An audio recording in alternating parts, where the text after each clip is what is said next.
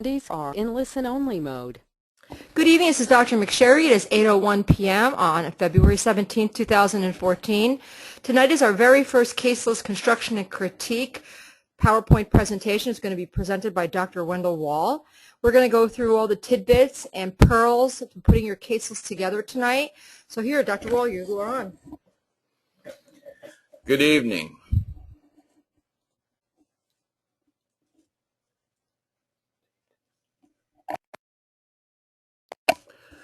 Tonight is February 17, and what we are going to do is talk to you about how to put your case list together. I have been working with case list construction since 1987, and in one particular year I helped over 100 people put their case list together, and there were approximately 900 people that took the boards in that particular year.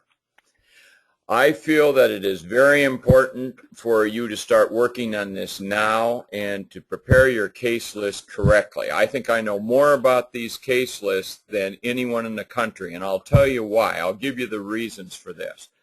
If you talk to an oral examiner, he'll say, oh, the board likes this, or the board likes that. Well, he's speaking for himself is what he's really doing.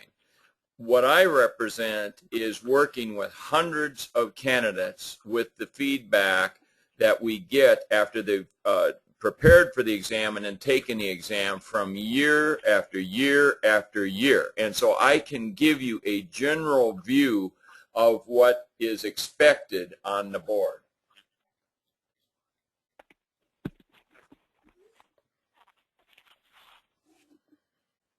Okay, if somebody has a cell phone, please put your cell phone on mute because I hear you talking into your cell phone. Go ahead.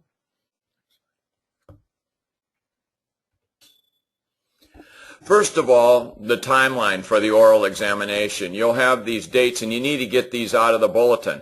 And even if you have, it's interesting that if you have these dates and you submit your case list, let's say on the date that they want it, for example, you have it postmarked, that won't work. It says received by the board office. You've got to be very careful with this, and there's no reason that you should ever be cutting it that close. In other words, we had one particular person where the case was due on a certain day, and they mailed it on that day, and they said they thought if it had been postmarked that day. It's not like the United States government, whereas if you have your taxes postmarked the 15th, you're okay. No.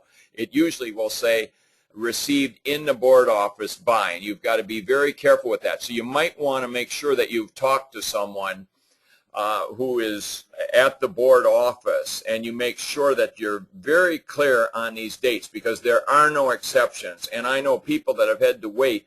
I've worked with thousands of candidates for the last 25 years, and I will tell you that they make no exceptions. There is no excuses that you can use. I know people that to get their case list in on time have actually canceled their office, gotten an airline ticket, and flown down and taken a taxi to the board and hand-delivered it. You shouldn't have to do that. You shouldn't be in that much trouble.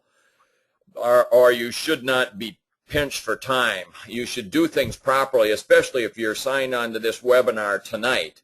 Way in advance, you have a chance to do things correctly.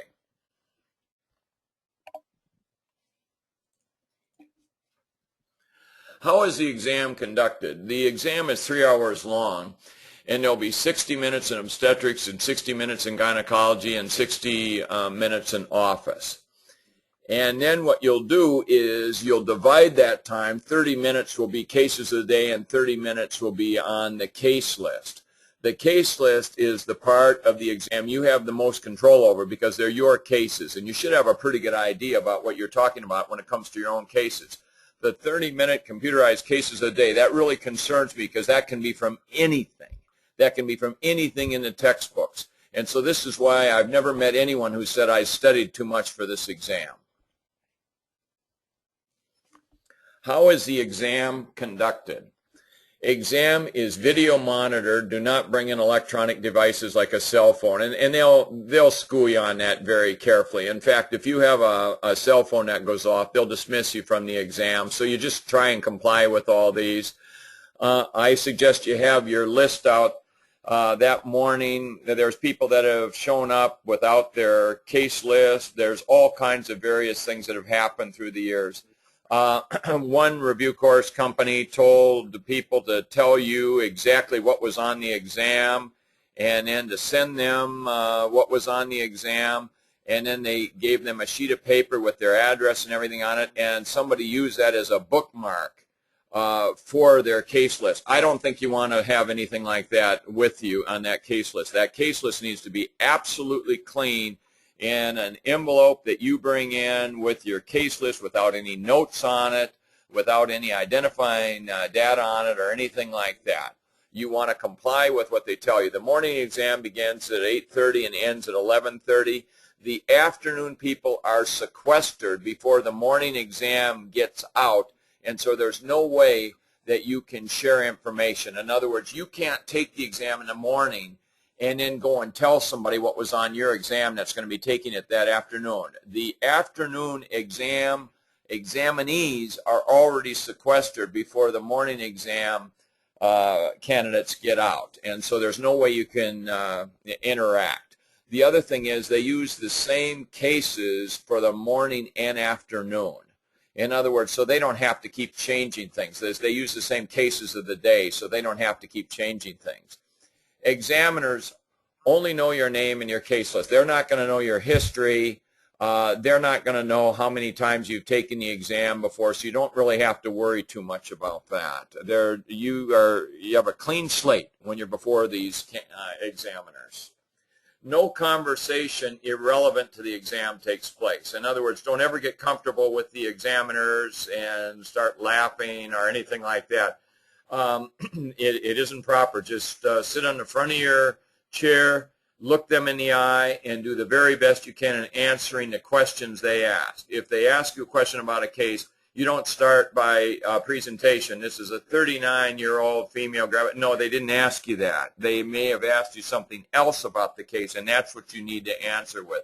They don't want a medical school presentation. How are the examinations scored? There's a theory that 10 points is a passing score, and we'll allude to this on the next slide.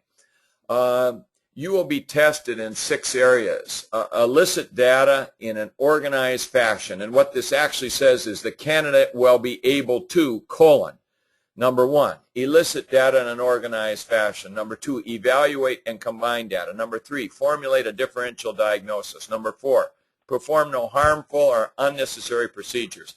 Number 5, be familiar with diagnostic and therapeutic procedures, including indications, contraindications, complications, and alternative procedures.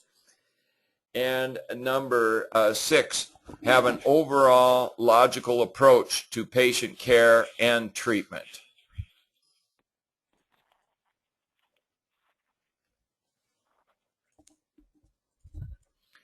How are the examinations scored? This has been a theory, and this theory was presented to me by somebody who took the oral examination 10 times. They had no problem passing the written. They just couldn't get through the oral. The idea that they were going to be drilled for 3 hours by 6 different examiners just unnerved them so bad they could not pass this examination. And after they had failed it 9 times, they came to me for help, and I told them what I thought they needed to do, and this person was successful in their 10th attempt. Well, one of this particular candidate, who's now board certified and since has gotten his boards, he has also gotten an MPH and also a PhD. I mean, he just can't quit now that he became board certified. He had someone in a responsible position share this with him. 5 points is a pass, 3 points is borderline, 1 point is a failure. Now, if you need 10 points, it would be 11 points that you need, because what could happen is if you pass 2 categories and you failed 1 category, you would still pass. I think somewhere they said 10 points. It's actually 11 points. Now, if you have borderline in 3 particular areas, your obstetrics, your gynecology, and your office, you only have a 9. But if you have 2 passes, obviously you can combine it with anything and you're going to pass. If you have 2 borderlines in a pass, you're going to have your 11 points that you need, see. And of course, you have a total possible of 15 points. But this was a theory that was explained to this particular person by someone who's supposed to be in the know about how they actually score this. So you can understand that you can fail one category but still pass the examination, because 5, 5, and 1 gives you your total of 11, which you need. The case list review prior to submission is one of the most important steps in your preparation for the oral exam. Now, I will tell you, I don't think there's anything more important you're going to do in your lifetime than take this oral exam. Think about it. You go to school. You go to school for 12 years. You graduate high school, and then you go to college for 4 years, and then you go to medical school for 4 years, and then you do an OBGYN residency for 4 years, and then you take your written exam, and then you've got to take the oral examination, and then you're completely board certified. Well, I'm not only board certified, but I've had to recertify now 3 times, and in fact, we're recertifying on a yearly basis now. And I was in the first group that had to recertify in 1987. I passed in February of 1987. I've been working with candidates ever since that time. And now, once you pass, you go right into the maintenance of certification program, where it's a 6-year program where you just keep recertifying every year by either reading articles or taking a secured exam or a review of your character and all these types of things that are done in each of the subsequent years. The case list you're in control of, because these are your cases. These are your cases, and you should know how you manage them, and you should know the standard of care of how to manage cases properly. Rules of construction of the case list. Don't procrastinate. Start working on it right now. I have never had anyone tell me they studied too much for this exam.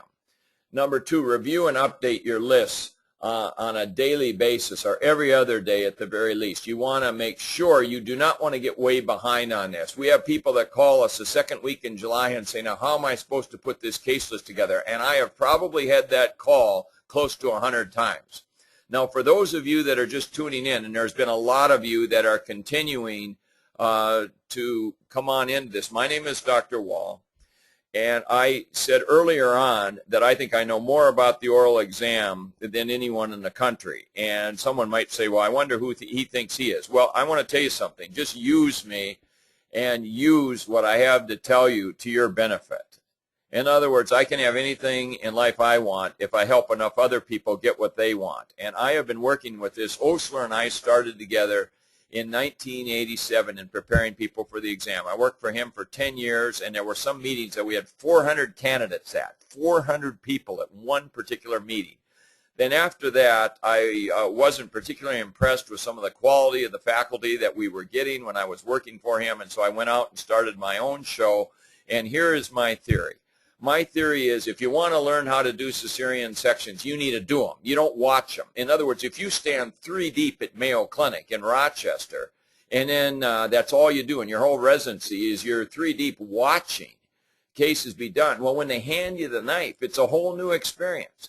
If you want to learn to run a marathon, you don't just go out and run a marathon. You train for years to run a marathon. You become conditioned for it. The way you learn to take an oral exam is by taking practice oral exams. Extremely important. Extremely important. The way you learn to pass a written test is by taking written exams. Sitting and listening to people lecture all day is very disappointing in the ability that that has to help you. In other words, if you sit and listen to the best lecturer, you go to this course, it's 2 weeks long and costs you $3,000, and you know what? They're going to ask you questions. What can you repeat? What can you explain in a chronological order that makes sense? That is what the examiners are looking for. They don't care how many courses you've sat through. And I want to tell you something. If you're going to operate on me, I want you to know how to operate. I don't want you to have watched the operation. If you're going to do a carotid endarterectomy on me and you're a general surgeon or a vascular surgeon, I don't want you to have watched it. I want you to have done it. And this is my theory, and this is why we've taken off, and this is what makes us better than everybody else.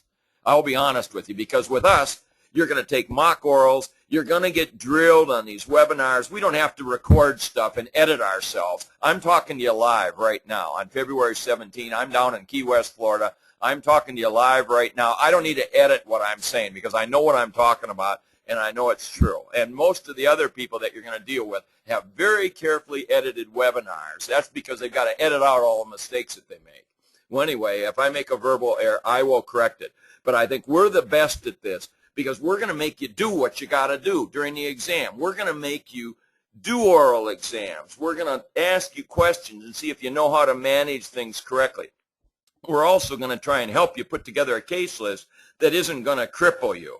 I think that's extremely important that you not be crippled by your case list.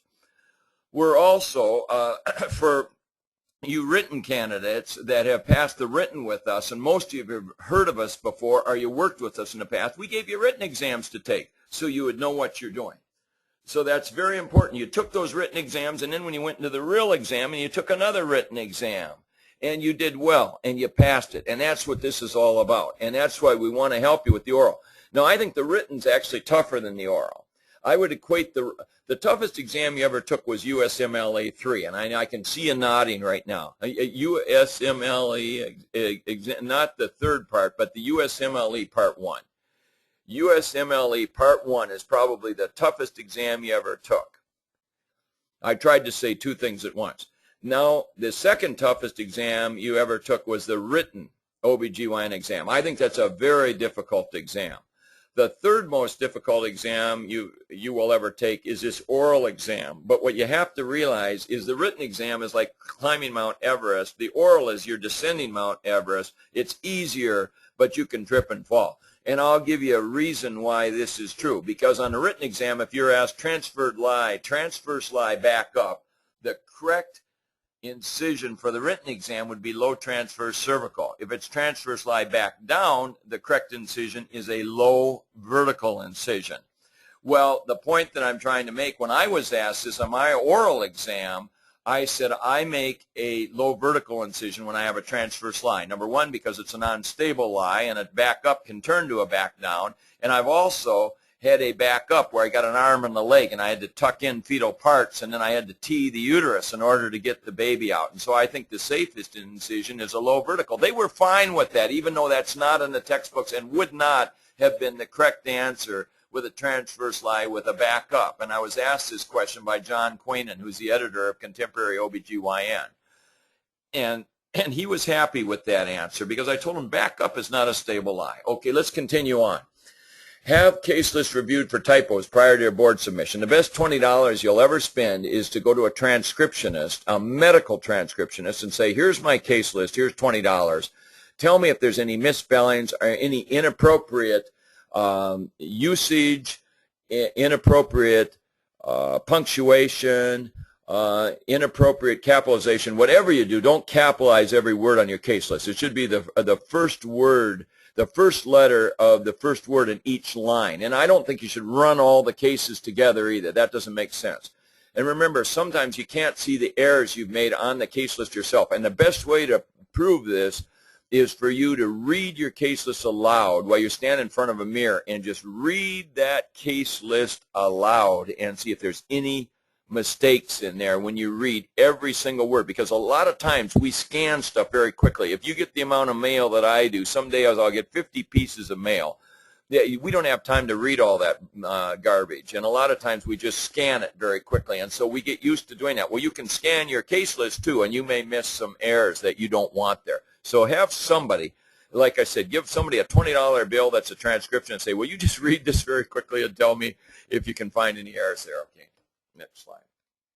Do not let the examiners fail you before you meet them. I will tell you that the clothes you wear, the building you work in, the car you drive, these actually tell us who you are. The clothes you wear, the car you drive, the office you work in, the people you hang out with tell us who you are. The case list tells the board who you are. And so don't you want the case list properly prepared?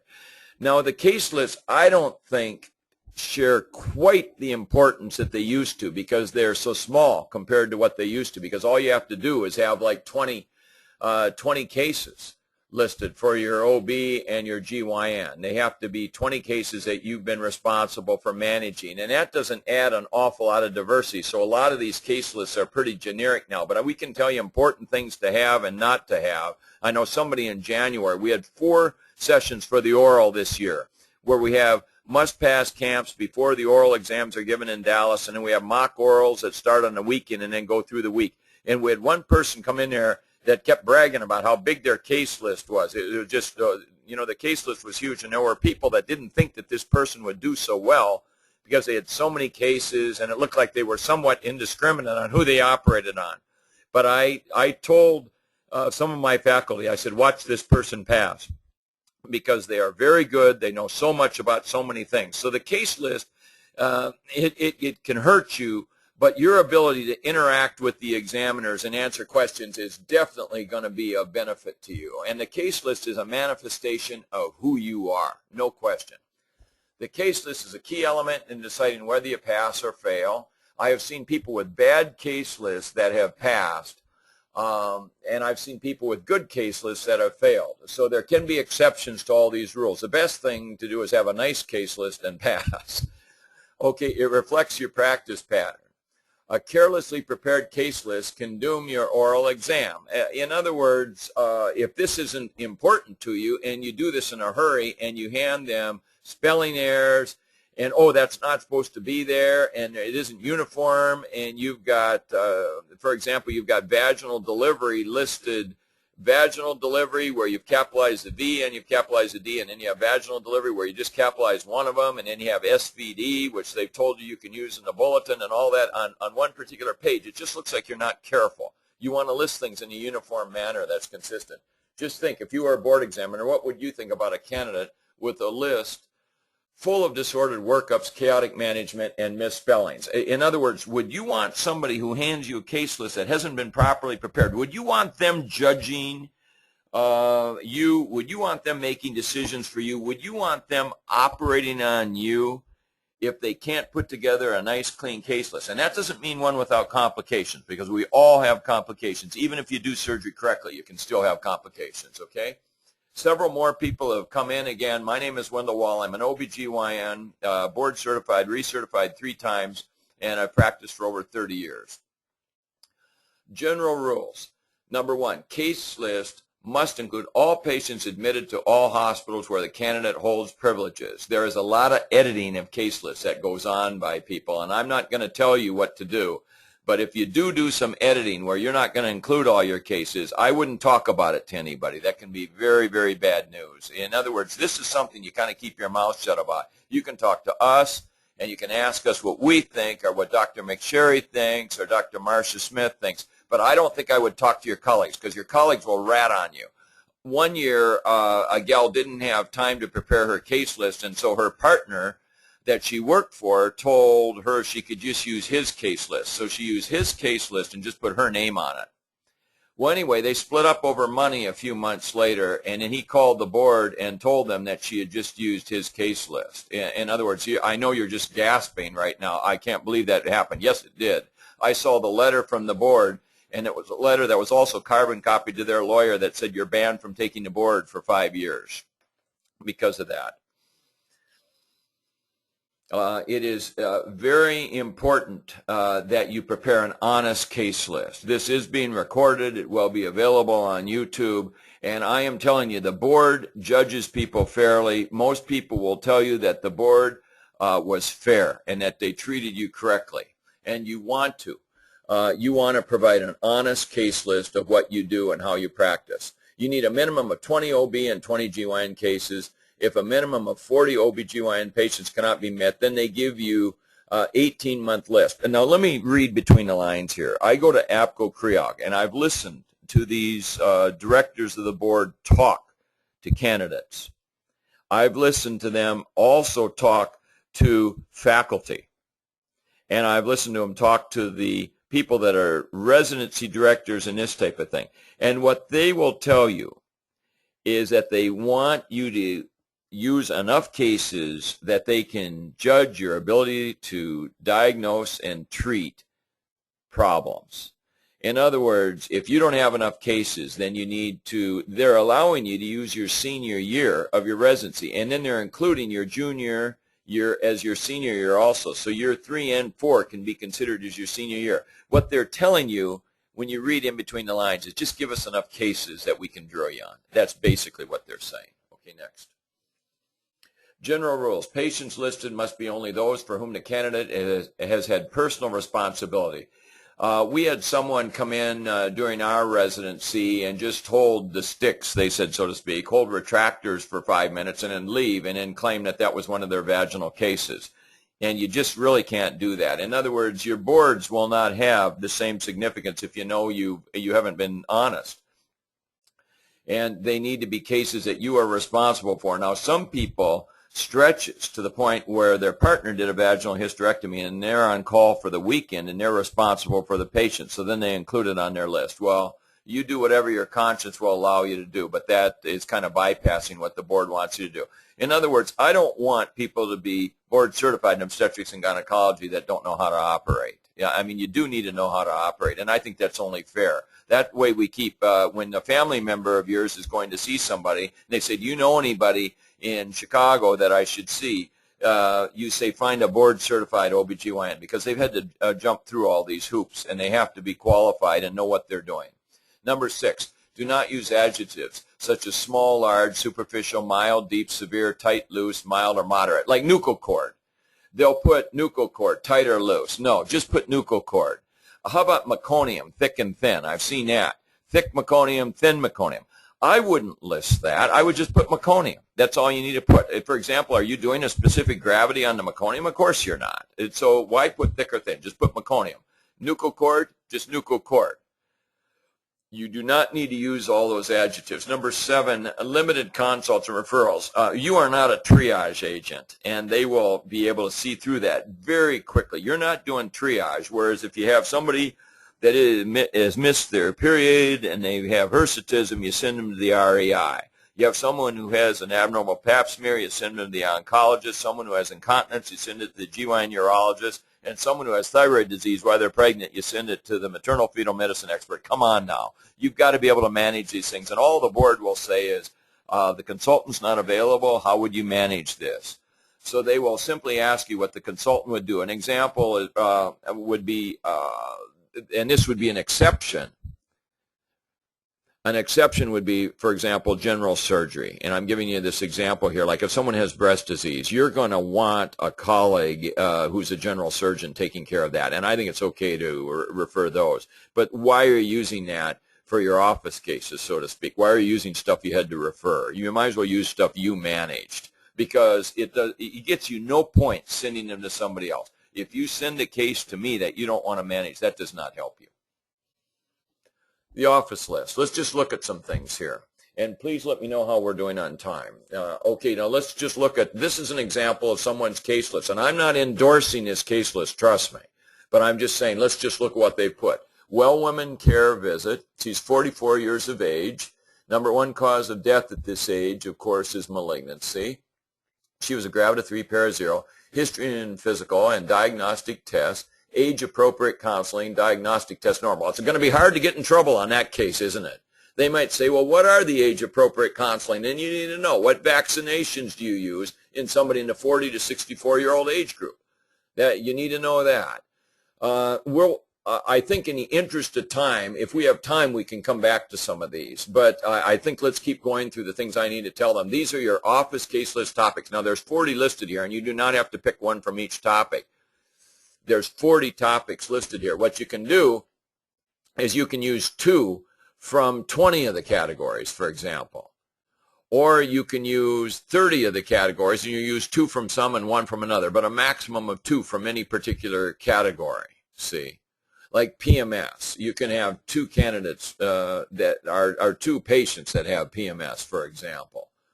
Evaluation of benign masses. This is number 29 there. You see that in the second column there. 1, 2, 3, 4, 5, 6 down. Benign pelvic masses. You might have a couple of these. There might be one that was 6 centimeters and one that was 4 centimeters. How do you manage these? And they'll ask you how would you manage them. And the case list is a springboard into other questions.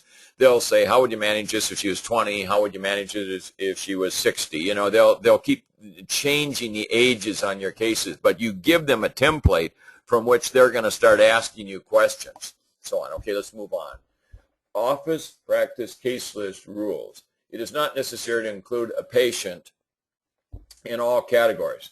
No more than 2 patients may be listed in any one category, and do not include any patient that appears on the hospital list. Now, there are people that have done that, and they're never going to know. I mean, if you have a patient that ended up with a hysterectomy, and you saw her and you included her on your office list as someone who had come in with a urinary tract infection, that isn't a pass-fail issue. It's just they want a variety of patients and this type of thing. But I mean, if somebody that ended up having a hysterectomy later in the year, had been seen in the office with a urinary tract infection, I mean, that isn't going to matter. It really isn't. In other words, your office is problems that are managed in the office. Your hospital patients are patients that were managed in the hospital or surgically. Okay, next. Office case list, example of entries. Now, I don't want you to get confused with this because these don't follow left to right. What we're showing you is a list of the problem. For example, cystocele, office case list. Or it might be a vaginal infection. Now, a cystocele, this might be somebody that you're going to work up for surgery. See, vaginal infection, what diagnostic procedures? Do you do a DNA probe on these people and so on? What is it that you actually do? Now, the first is the problem that the patient comes in with. And sometimes you'll just put what the patient tells you, like vaginal bulge or vaginal itching. That would be the problem. Or you can use your medical terminology, cystocele or vaginal infection. Then the diagnostic procedures. Some people include history and physical. Some people don't. It depends on how much else you have in that column. Then there's diagnostic tests or laboratory studies. You may want to put either one, diagnostic tests or lab studies, and then put results of abnormal tests in this column. Then under treatment, list in this column the treatment. For example, antibiotics, hormone replacement therapy, age-appropriate counseling. These are all fine things to put in your treatment column. And then results. Results should be of the treatment. That's why the results is right next to the treatment column, because the results are supposed to be the treatment. The results are not necessarily supposed to be that of the diagnostic procedures. I will tell you there are exceptions to that rule, but these should read left to right. See, if you have abnormal cytology as your problem, and then diagnostic procedures, colposcopy and biopsy, and then treatment is a leap, and the results you put CIN3. Well, is the CIN3, is that the pathology of the leap or the pathology of the colposcopy and colposcopy-directed biopsy? See, they don't know.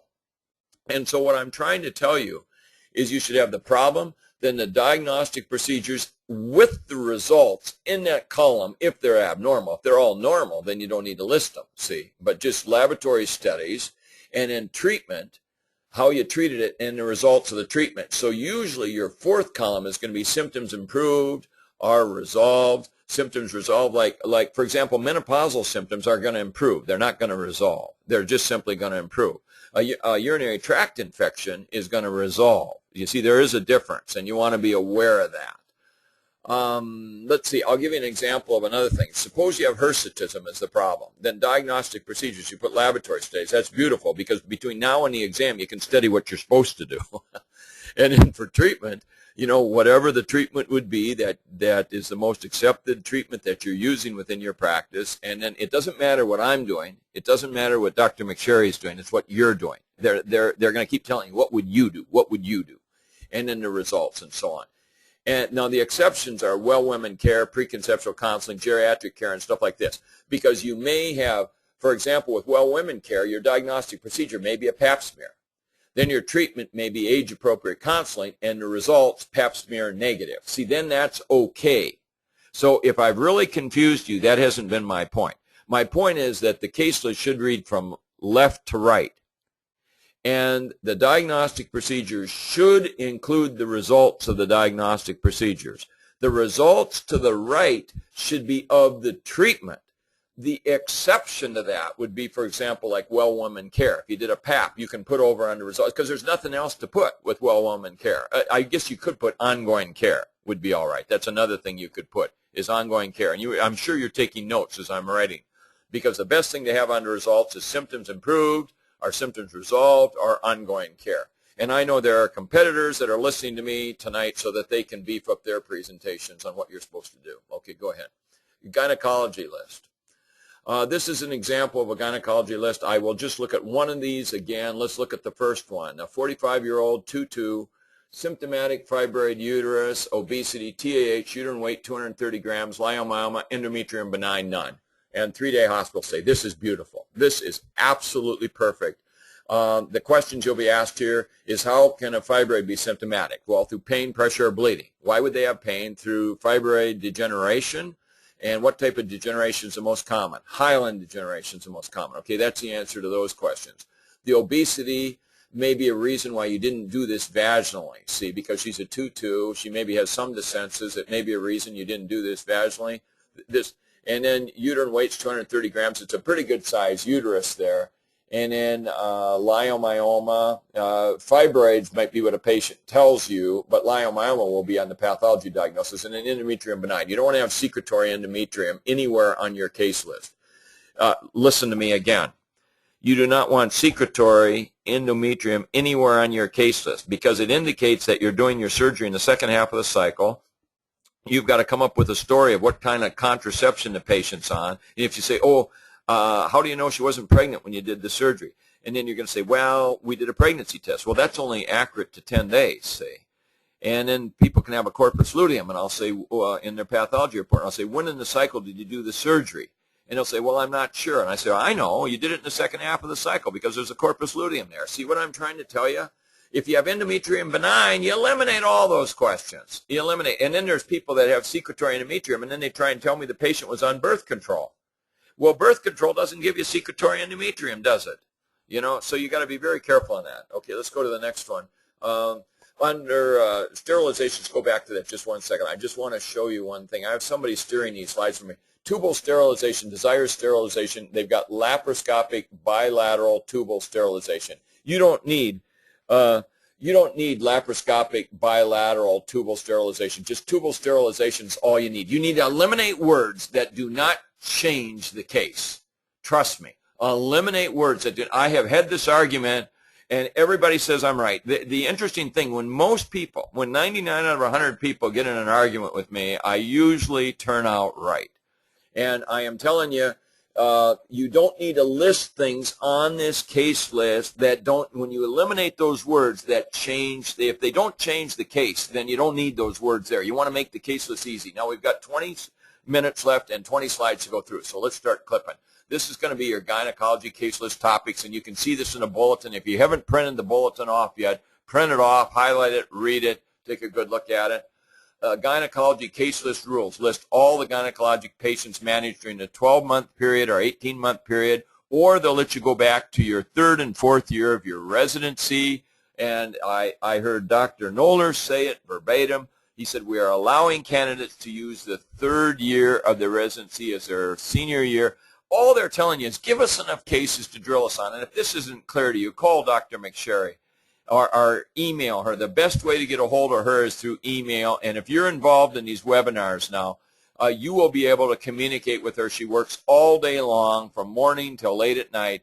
And the best way to get in touch with her is email. She gets too many phone calls during the day. She may not be able to field your phone call, but email, she does answer most of her emails.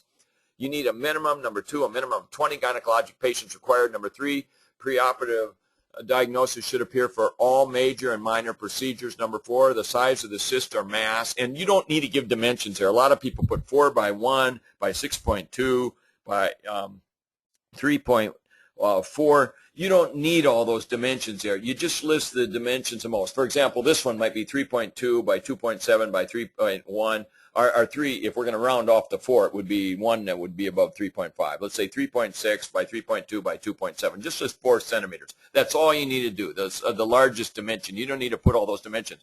Treatment includes surgery as well as non-surgical therapy. In other words, if you don't do surgery on a patient, you list your final clinical diagnosis. That's been in the bulletin for 30 years. You list your final clinical diagnosis if you didn't operate on the patient. Uterine weight, that's the first thing you should list. And I guarantee you there are people listening to me tonight that will show up for us to help them put their cases together, or they'll show up for mock orals and they will not have a uterine weight on some of their, oh, I didn't see that. You'd be surprised I've scanned so many of these cases, I can find stuff very, very quickly, and they'll say, geez, I've had 5 people look at this, and they never saw that. Yeah, but a uterine weight is the first thing you should have listed. In cases without pathology, look at this. Put a star by this. The final clinical diagnosis should be listed. For example, on PID, you're not going to have surgical pathology maybe if you didn't do a TAH, BSNO, or selective organ removal. You're going to have PID, so your final clinical diagnosis then is pelvic inflammatory disease. Next. Okay, gynecology, do not include proper names on the case list. For example, just put coloplasty. Don't put McCall's coloplasty. Don't use proper names. There are a couple points in the cases where you can use proper names, like McRoberts maneuver. But a lot of people would just put shoulder dystocia maneuvers rather than McRoberts. Do not list proper names, because if you want to talk about McCall, then what we're going to do is we're going to ask you, when did McCall write his original article? What kind of suture did he use? What was it that he actually, oh, I don't know all that stuff. Well, then don't use their name. Just put coloplasty, all right? Number 2, remove words from cases that have no impact on the cases. Eliminate chronic cervicitis. I mean, who doesn't have chronic cervicitis? Eliminate it. Don't include it on your case list. And I had some people that put low outlet vacuum assisted delivery. You don't need all that baloney. Just put vacuum delivery. That's all you need to put. You don't need to put low transverse cervical cesarean section. What's the matter with just putting CD down? It's easier for the examiner to read. Trust me, I know what I'm talking about on this. Next. This gives you some gynecology case list entries. Fibroid uterus, pelvic pain, adnexal mass, menorrhagia, cystocele, rectocele. See, this is the way you would list things. Then the treatments. Now, these are not of the problems in that left column. These are just an isolated column where saying, here's what the treatment would be. TAH, BSNO, or you might do a diagnostic laparoscopy or operative laparoscopy, or you might do a cystectomy, or you might do an ablation or an A&P repair. That would be an anterior or posterior colporrhaphy. The surgical pathology, see, these do not go across. I'm just giving you examples of things that you would put in these columns. Okay, surgical pathology diagnosis, uterine weight, 80 grams. Then benign endometrium, rather than secretory or proliferative endometrium, list benign endometrium. And then adnexa benign, pelvic adhesive disease is fine to list. Complications can be cystotomy, transfusion, ileus, urinary retention, enterotomy, postoperative febrile episode. A lot of people have done myomectomies, and they'll have, because of tissue necrosis factor, they'll have postoperative febrile episode, and they'll list, oh, Dr. Wall told me to have a clean case list. I don't want to list any complications. No, you should. It makes you credible. That's the point. And then urinary tract infection. I mean, you know, that can happen anytime. Okay, let's keep going. Obstetrical case list. Okay, we're going to go through these next. Here's one. First of all, this is a 12-year-old. Okay, so there's a mistake. See, this is just what she did was pull up a case list from somebody. So it's been through all of these layers, and they got a 12-year-old that's been pregnant twice, and she's already delivered one. So there's first mistake. And then urinary tract infection. Who cares? Why list it? Preterm labor. Well, it may have been the UTI that triggered the labor, so maybe it should stay there. Breech presentation. Then this person had a CD. Why did they have the CD? Because of the breech. Okay, anything you have listed in column 3 there, which is operative procedures and treatment, there should be a reason in column 1 or column 2 why you have it listed in column 3. In other words, anything in column 3, there needs to be a reason in column 1 or column 2 why you did what's in column 3. Very important. And of course, if she had preterm labor, you tried to stop the contractions. She's in the hospital 2 days. The baby weighs 3,400.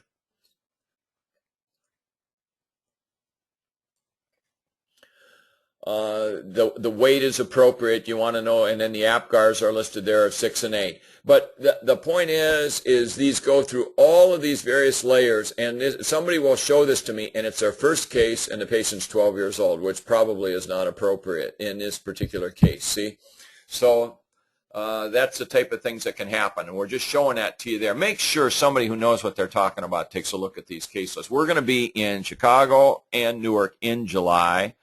Also, you're going to be doing these webinars where your case list will be scrutinized. We're going to do nothing but mock orals in October, and then we're going to have these camps all over the country. And, you know, you need to go with winners. We're winners. We help people win every year. I mean, the list is so long. We've been out there forever. and you can't go wrong. We're not the Mercedes-Benz. We're the Bentley of the business. Trust me. Okay, keep going. Next. Obstetrical case list rules make sure fetal weight should correlate with the estimated gestational age. Duh, of course they should.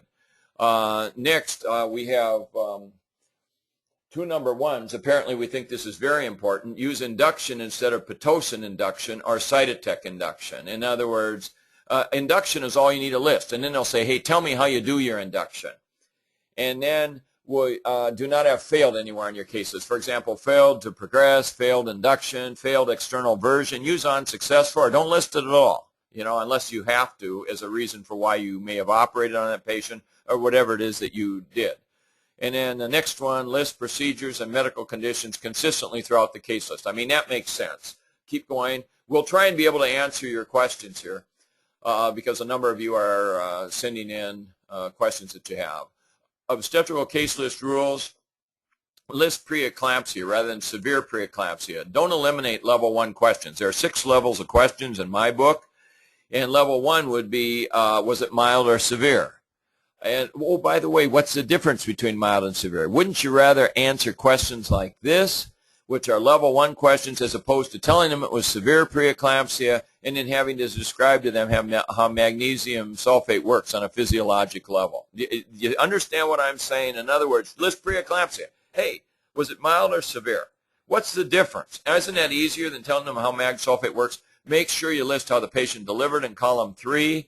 And then you want to, arrest of dilatation should be in column 1. The difference in obstetrics between column 1 and column 2 is complete dilatation. There will be those of you that will argue with me and you will lose. It's complete dilatation. If it's before complete dilatation, it's in column 1. If it's after complete dilatation, it would be in column 2. Like shoulder dystocia would be in column 2. Arrest of dilatation would be in column 1. Arrest of descent would be in column 2 because that occurs after complete dilatation. You understand what I'm saying? Okay, fetal distress, we don't say that anymore. Use category 3 tracing. All right. For antepartum cases, list undelivered in column 2. You don't put none because just because she came in with preterm labor didn't mean she didn't have any problems postpartum. Is postpartum complications. The complications are listed in column 2. And just because she came in as an antepartum case does not mean she didn't have problems. So just put undelivered in column 2. Do not list even numbers for fetal weights. You want to list the exact weights as they occurred. List vacuum delivery, then operative assisted vaginal delivery. You know, I already told you that before, or simply list operative delivery. And then number 12, the mother's stay in the hospital should in most cases equal the baby's stay in the hospital. If it doesn't, there needs to be a reason why the stays aren't the same. Okay, next. Complications, antepartum are listed there, which could be preterm labor, GBS, positive, arrested dilatation, previous CD times 1, multiparity. We're just giving you examples of things that can be in column 1. Samples of things that could be in column 2 would be arrest of descent, postpartum hemorrhage, transfer of a neonate to a level 3 nursery. Okay, that would be a complication.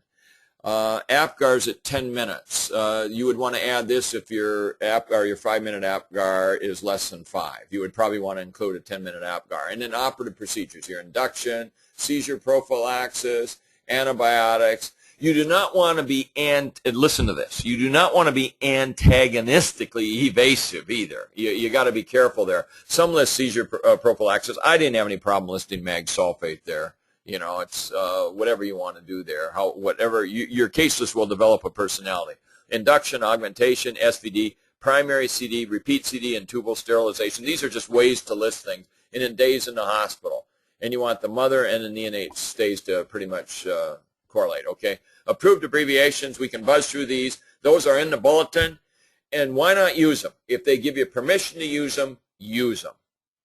Did you hear me? If they give you permission to use these, use them. Okay, next. This is just another page of these. Next is see if you can find the errors. We don't have time to do that right now, but what we'll do is this will be available to you. You can look at these. Well, when you have this archive, they can look at this and they can freeze it and look at it as long as they want. Okay, just do another one. Yeah, you'll get a copy of this presentation. And then the next one, See if you can find the errors. Okay, there's another one, and you notice how things run together, and it doesn't look nice and clean and organized. And these are things that not to do, and we'll help you with all this. You don't need to worry about that. And there's another page to see if you can find errors. So there's 3 of those, and you can freeze those and look at them. Then preparation, recommendations for the oral exam. I think prologues are good. We have prologue summaries, which I think are fantastic. The actual, where I've had people summarize each prologue question into 3 sentences, the most important. These are something all of you should have. You can read all 5 prologues in one night, because these summaries are a whole prologue book summarized into about 11 pages. In other words, each question will have 3 sentences. You all should have those. And you can get those from Wilma. A prologue book now costs $175. You can get all 5 of the prologue summaries for like $150 for all of them, which is less than the cost of one book. And then Williams, these are just all sources you can look at. I will show you the bottom 3. Or the bottom 4 would be webinars, which we're doing right now. I mean, most of you will say, hey, that was pretty helpful. Faculty mentor, because the board really doesn't help you too much getting this case list ready. They don't help you too much in passing the exam either, really. They're there to just drill you. They're the testing entity to find out should you be board certified. But anyway, the webinars, faculty mentors, must-pass study camps. These are private groups that are held all over the country where you'll be drilled in a private group, and when you walk out of those rooms of 6 to 15 people, when you walk out of those rooms, trust me, you will know who knows the most in the room and who knows the least, because there's 2.5 days of that. Then the Dallas mock orals at the Sheridan Suites in Dallas, Texas. We're 1 mile away from the Melrose Hotel. I wouldn't recommend staying in that moldy, historic hotel that's high prices. I would just stay maybe a mile or 2 away. We picked the Sheridan Suites, good prices, and it's a nice renovated hotel that's close. And then we're there the weekend before the exam where we're doing our must-pass camps and we're doing our mock orals. Okay, what else you got? OBGYN oral board exam. Okay, there's the candidate, female candidate, which 90% of the candidates are now, and then the 2 examiners looking kind of stern there. And when you're going to be interrogated for 3 solid hours by 6 different examiners, trust me, there are no imposters that make it through this exam. In fact, on our website that will be posted now, I've done a special spiel just for the oral exam that should be posted pretty soon, and will start being all over the web page too. Everybody who's competing with us, it's my feeling they don't have as good a product. They may have better advertising and better marketing, but not as good a product, and we will get there if we can with our marketing and advertising campaign. And anyway, Monday, February 17, introduction to the case list, and then Monday, February 24, ABOG software intro. Monday, February, that would be March 3rd there, examples of case lists. And then March 10, case list critique. And then March 17, no webinar. And then March 24, case list critique. We will help you. Now, who has some questions? How much time do we have here? Well, we've got 5 minutes to answer questions. Okay, go ahead. Hello? Yeah, go ahead. Ask your question. Hi, Dr. Walls. How are you? Yeah, I'm fine. Thank you. What's your question? Good I sound like question Larry King, don't I? Okay, what's your question? Yes. My question is that on collecting cases, I've been told that I could only put in the cases that I delivered and not the ones that I admitted but did not care for later on and did not deliver. So that doesn't go with all admitted cases. So if I admitted someone, for example, with PPROM, but then left for the day and didn't get to deliver that patient, can I put her on my list? Of course you can, because you manage the PPROM, see? Yeah. So what about... if you manage part of their care, you see, this is where you can do some editing. Decide if the outcome is good and you want to include it, and then it's okay. I mean, if you were responsible for that patient, and I mean, if you ordered an IV, she would have gotten it. So you were responsible for that case. So you can use your discretion there. Now, if it's somebody that ended up, if it's going to push your C-section rate higher because she ended up with a cesarean section, you might not want to include it. But you can include it and then you can break the admission into just what you did, which would be an antepartum visit. You understand what I'm saying? Right. So there's a lot of, so you can do editing in regard to the part you were in charge of and that type of thing. But if my goodness, you should have plenty of deliveries. I mean, between your junior and senior year of residency and your first 2 years of practice, I mean, you should have enough obstetrical cases. You don't need to worry about it. Yeah, okay. But what about the rest of the cases, like the ones that I deliver? Those are the ones that I'm obliged to put in. Yes. But those that I admitted and left and didn't care for afterwards, I don't have to put all those in? That's optional. Optional. Okay. Optional. Yeah, Thank you. what I'm saying is that is optional. But the thing is, you do not, it's a gray area. One thing I will tell you, and this is something you can start too, you do not want to be caught trying to defend something someone else did that you don't believe in yourself. In other words, if somebody did something that you don't believe in, you do not want to be defending them. And so I would just include the cases where you actually did all the decision making, because you can defend yourself, but you maybe can't defend your partner. You understand what I'm saying? Yeah, but for example, I have an HIV patient with a C-section that I don't agree with their management, but I came in for the day and I had to do the C-section. So my name was on the C-section, so I have to include that in my list, right, because I operated on her? Well, yeah, technically you should include that on your case list, but you can, if questioned, you can say, you know, I've learned a lot and studying for this exam, and I would have managed this case a little differently. In other words, what I did is I assumed the care of this patient after she was completely dilated or whatever, and I assumed the care, and I don't necessarily agree with the management to that time. But here's what I did. You understand what I'm saying? And then you'll be okay there. But the thing is, I think that can be optional, because if there was management on a case that you don't like and then you just have to come in and cut the baby out, so to speak, to save the day, I don't know that you should have to be held responsible for that. You're asking, by the way, a very, very good question. I mean, in other words, somebody mismanages a case and then you've got to come in and save the day. Should you have to include it on your list and defend their antepartum care? That would be tough. You understand what I'm saying? And I don't ever want you to have to defend something you don't believe in. And so in my case, I wouldn't put it on the list. I wouldn't put mismanagement on the list where I had to come save the day, because I don't want to defend the mismanagement. So just let me ask you this, because this has been puzzling me. So when they look at all the cases and they want to see if I lied or if I actually did put the cases, do they pull up everybody who was admitted under my name? Well, you have to have it many signed. Patients? You have to have it signed, and this is part of intelligence, is having somebody in medical records. You know who signed my affidavit? The hospital administrator. I just met him in the hall, and I said, hey, can you sign this so I can take my board exam? You understand what I'm saying? Right.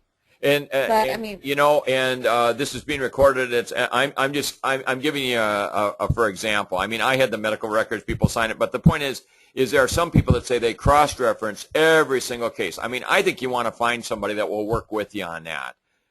I really do. You don't want to find somebody that's going to make you cross every T and dot every I and spend that amount of hospital time and revenue researching every single one of your cases. I don't think that's necessary, and I don't think the board is really interested in that either. They want to know you know how to manage these cases, and this is how you would manage a case, and it would be appropriate, and it would fit with the the proper guidelines. I think that's what you want to do. They probably won't match it patient by patient, but they would look at how many patients were admitted under my name and look at my case list and see if that matches. Would they also have access to how many patients I operated on and go and count them on my case list if they were to audit to see if I was, being truthful or not? It isn't that you're not being truthful, but I mean there's going to be discrepancies, because how about the cases that you're managing and then you go off call and someone else delivers them? See what I'm saying? Yeah. So I mean it works both ways. You're going to inherit cases, and you're also going to be able to dismiss cases from your care. And so the numbers are never going to correlate perfectly well. And what I'm saying is you don't want to get someone who's a Gestapo person in the medical records. I mean, there's got to be somebody there you get along with, that won't put you through those. That won't put you through those things. You know what I'm saying? I mean, there's been all kinds of crazy things in regard to these signatures, and it has to be somebody who's an authority that is giving you the approval that what you put is correct. But I mean, when do we do that? Is that in August or after we submit the case list? You do it before you submit your cases, see. And then some people get these signed, and then they do some editing afterwards too. So I mean, there's a lot of different things that take place, and the board only has so much control. but they're going to assume that when this has been signed, it is properly signed, and it's for the cases that you've done. But I would include the cases that you've managed. And you know what? I think the rule of thumb would be managed from start to finish, because if you inherit a shipwreck from somebody else, that really isn't fair to you. If you inherit somebody with transected ureters, I mean, that isn't fair to you. You understand what I mean? It looks like you did the surgery, and then you end up trying to explain someone else's fault. So I think what you might, where we might conclude with this conversation is, I would list patients that you were responsible for from start to finish. And if anyone in medical records has a question of that, just say the board wants us to list the cases from start to finish that we managed. In this case, hey, I just did the delivery on. This case, I managed the labor but did not do the delivery on. And that's why there can be some discrepancies. And a reasonable person in medical records will understand that. Okay, thank you very much. So it somewhat answers your question. Okay. It does. Thanks. Yep. Okay, thank you, Dr. Karaguli, for your question. Okay, we're going to conclude tonight's webinar. There's PowerPoint presentation will be emailed out to everybody to review. And our next webinar will be done next Monday. We'll be going over the ABOG software. If you do have any questions, feel free to email me a question about putting your case list together if you have any. You know, the way this started out, it started out kind of shaky, and then we got going, and you felt the momentum because we had some, we had some technical glitches right when we first started. And this is going to be listed on the webinar or on the YouTube and all this type of thing. But what I'm saying is we may just do this again. So I mean, it's like if you get a CD, you listen to it more than once usually. So we'll do whatever. We will help you get what you need, and that's passing the board exam. Okay, this is Dr. McSherry concluding tonight's webinar. It is 9:02 p.m. on February 17, 2014. We'll see everybody tomorrow night with our first lecture. Take care, have a good evening, and we'll see you all tomorrow. Thank you for all being here.